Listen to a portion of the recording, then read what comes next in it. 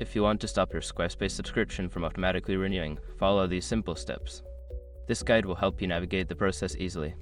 Step 1. Log into your account. Visit the Squarespace website and log into your account using your credentials. Make sure you are accessing the correct site that you want to manage. Step 2. Access the billing settings. Once logged in, go to the home menu. Click on Settings and then select Billing and Account from the options available to access your billing settings. Step 3. Find your subscription.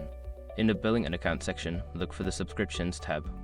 Here, you will see a list of your active subscriptions associated with your account. Step 4. Manage auto-renew settings. Before filing a refund or dispute, use the srock.com link in the description to open a refund dispute deadline calculator and confirm your deadline.